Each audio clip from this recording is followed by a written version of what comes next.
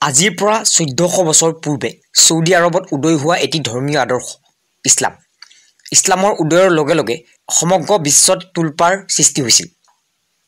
হঠাতে বিশেষ এছামৰ টোপনি কাহিনীয়া ইছলাম ধৰ্মৰ উদয়ৰ বিষয়ে আহক থুলমূলকৈ আলোকপাত কৰোঁ।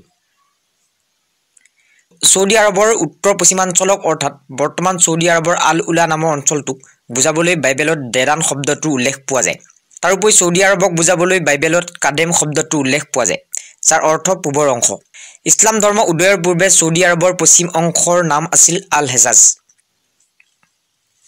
যিহেতু ইছলাম হৈছে সম্পূৰ্ণ একেশ্বৰবাদী ধৰ্ম, সেয়ে ইছলাম পোনপটীয়াকৈ আব্ৰাহামিক ধৰ্মীয় আদৰ্শৰ সৈতে সম্পৰ্কিত। বাইবেলত উল্লেখিত তথ্য মতে আব্ৰাহাম ওৰফে ইব্ৰাহিমৰ জন্মস্থান আছিল দক্ষিণ ইৰাক তথা মেচপটেমিয়া। নীতিবিৰুদ্ধ কামত লিপ্ত হোৱাৰ অপৰাধত সেই সময়ত মেচপটেমিয়াবাসীয়ে সামাজিক বিধান অনুসৰি আব্ৰাহামক সমাজৰ পৰা বহিষ্কাৰ কৰিছিল। ফলস্বৰূপে বৰ্তমানৰ পেলেষ্টাইন দেশৰ এৰুচালেমলৈ পলায়ন কৰিবলৈ বাধ্য হৈছিল আব্ৰাহাম। পেলেষ্টাইন তথা ইজৰাইলৰ সেই সময়ৰ নাম আছিল কানান। সেই সময়ত আব্ৰাহামে প্ৰচাৰ চলোৱা একেশ্বৰবাদী ধৰ্মীয় আদৰ্শক লৈ কানানবাসীৰ মাজত বিশেষ মতবিৰোধ দেখা নগৈছিল। আব্ৰাহামে যি টুকুৰা ঠাইত নিতৌ উপাসনা কৰিছিল, সেই ঠাইত পোনপ্ৰথমবাৰৰ বাবে এটি একেশ্বৰবাদী উপাসনা গৃহ নিৰ্মাণ কৰা হৈছিল। নাম আছিল বেথেলহেম। মন কৰিবলগীয়া যে বেথেলহেম বা বৈত-এল শব্দৰ অৰ্থ প্ৰভুৰ ঘৰ। ইহুদী, খ্ৰীষ্টিয়ান আৰু মুছলমানসকলে সেইবাবে সেই উপাসনা গৃহক অতি পবিত্ৰ ৰূপে বিবেচনা কৰি আহিছে। মধ্যপ্ৰাচ্য তথা আৰবীয় অঞ্চলত প্ৰথম একেশ্বৰবাদী ধৰ্মীয় আদৰ্শৰ পাতনি সেই বেথেলহেমৰ পৰাই হৈছিল। আব্ৰাহামৰ মৃত্যুৰ বহু বছৰ পাছত সেই একেশ্বৰবাদী উপাসনা গৃহটো ডেভিড ওৰফে দাউদ আৰু তেখেতৰ পুত্ৰ চলমন ওৰফে চুলেইমানৰ প্ৰচেষ্টাত পুনৰ নতুনকৈ নিৰ্মাণ কৰা হৈছিল। নতুনকৈ নিৰ্মিত সেই উপাসনা গৃহটোকে mount temple, dome of the rock, Al Aqsa মছজিদ আদি ৰূপে নামকৰণ কৰা হৈছিল। আৰব শব্দটো আৰাবা শব্দৰ পৰা আহিছে, যাৰ অৰ্থ মৰুভূমি। মধ্যপ্ৰাচ্যৰ দক্ষিণ অংশত বাস কৰা লোকসকলক মৰুভূমিবাসী অৰ্থাৎ আৰবী বুলি নামকৰণ কৰা হৈছিল।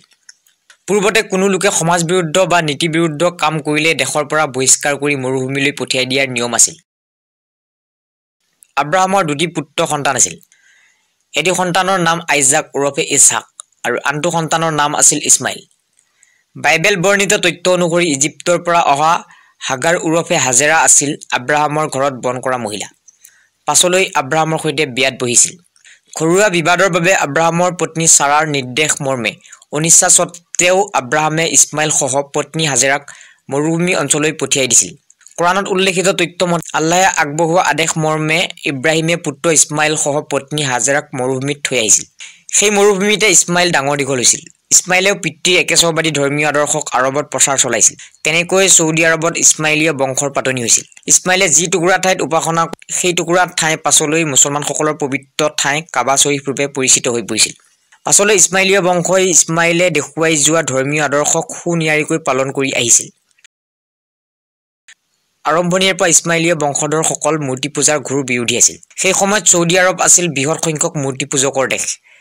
মূৰ্তি পূজকসকলক ইছমাইলীয় বংশধৰসকলে মুশ্ৰিক ৰূপে অভিহিত কৰিছিল। ইহুদী আৰু খ্ৰীষ্টিয়ানসকল ছৌদি আৰবলৈ ৰাওনা হোৱাৰ লগে লগে ইছমাইলীয় বংশধৰসকলৰ মাজত অস্তিত্ব সংকটৰ দুৰাকাংক্ষাই দেখা দিবলৈ ধৰিছিল। 570 খ্ৰীষ্টাব্দত ইছমাইলীয় বংশৰ অন্তৰ্গত কুৰেইছ নামৰ জনগোষ্ঠীত মহম্মদ নামৰ লোক এজনৰ জন্ম ঘটিছিল। সেই মহম্মদে ইছমাইলীয় ধৰ্মীয় আদৰ্শ পুনৰ প্ৰতিষ্ঠা কৰিবলৈ উঠি পৰি লাগিছিল।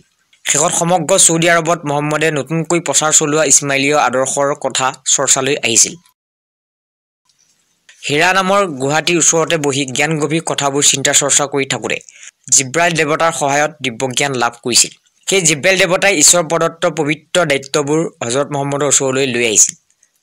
সেই দায়িত্ববোৰৰ ভিতৰত আছিল পৃথিৱীত চাৰিওফালে আৱৰি ধৰা অন্ধকাৰ দূৰ কৰি তাত পোহৰ প্ৰতিষ্ঠা কৰা, শয়তানক বধ কৰি প্ৰভুৰ ৰাজ্য প্ৰতিষ্ঠা কৰা, মূৰ্তি পূজা বন্ধ কৰি সমাজত একেশ্বৰবাদী ধ্যান ধাৰণা প্ৰচাৰ চলোৱা ইত্যাদি। সেইবোৰ দায়িত্ব পূৰ্বতে ইছমাইল, ইব্ৰাহিম, নুহ, ইদ্ৰিছ, ঈছা ওৰফে যীশুখ্ৰীষ্ট, মুছা ওৰফে মোচেছ আদি পবিত্ৰ আত্মালৈ অৰ্পণ কৰা হৈছিল। সেই পবিত্ৰ দায়িত্ব নিষ্ঠা সহকাৰে পৃথিৱীত পুনৰ প্ৰতিষ্ঠা কৰাৰ দায়িত্ব জিব্ৰাইল দেৱতাই এইবাৰ পবিত্ৰ আত্মা হজৰত মহম্মদৰ ওচৰলৈ লৈ আহিছিল। জিব্ৰাইল দেৱতাই হজৰত মহম্মদক বাৰে বাৰে সকীয়াই দিছিল যে হজৰত মহম্মদৰ কাম সেই দায়িত্ববোৰ কেৱল প্ৰচাৰ চলোৱাহে। কোনে সেইবোৰ আঁকোৱালি ল'ব, কোনে নল'ব, তাত জোৰ জবৰদস্তি কৰাটো আল্লাহৰ চকুত অপ্ৰীতিকৰ কামৰূপে বিবেচিত হ'ব। সেইবাবে প্ৰথম অৱস্থাত হজৰত মুহাম্মদে জিব্ৰাইল দেৱতাৰ পৰা পোৱা আদেশবোৰ ৰাইজৰ মাজত কেৱল প্ৰচাৰহে চলাইছিল। ইছমাইলীয় বংশধৰসকল, লাঞ্ছনা আৰু বৈষম্যৰ বলি হৈ অহা বেদুইন অৰ্থাৎ অঘৰীসকল আৰু যুক্তিবাদী খ্ৰীষ্টিয়ান আৰু ইহুদীসকলৰ মাজৰ পৰা বুজন সংখ্যক লোকে হজৰত মুহাম্মদে আগবঢ়োৱা নীতি নিৰ্দেশনাবোৰ পচন্দ কৰিছিল। তাৰ পাছত সেই নীতি নিৰ্দেশনাবোৰক একগোট কৰি এটা ব্যৱস্থাৰ ৰূপ দিয়া হৈছিল। সেই ব্যৱস্থাটোকে পাছলৈ ইছলাম নামেৰে নামাকৰণ কৰা হৈছিল। বহু পণ্ডিতৰ মতে ইছলাম শব্দটো ইস্তাছলামা আৰু আল-চিলম শব্দ দুটাৰ পৰা আহিছে। ইস্তাছলামা মানে আত্মসমৰ্পণ আৰু আল-চিলম মানে শান্তি। ধৰ্মীয় ভাষাত ক'বলৈ গ'লে শান্তি শৃংখলা অটুট ৰাখি সৎ আৰু শুদ্ধ পথত দৃঢ়তা বজাই অন্যায় তথা অপকৰ্মৰ পৰা নিজকে বচাই আল্লাহৰ নামত নিজকে আত্মসমৰ্পণ কৰা বা আল্লাহৰ পথত প্ৰৱেশ কৰাটোৱেই হৈছে ইছলাম।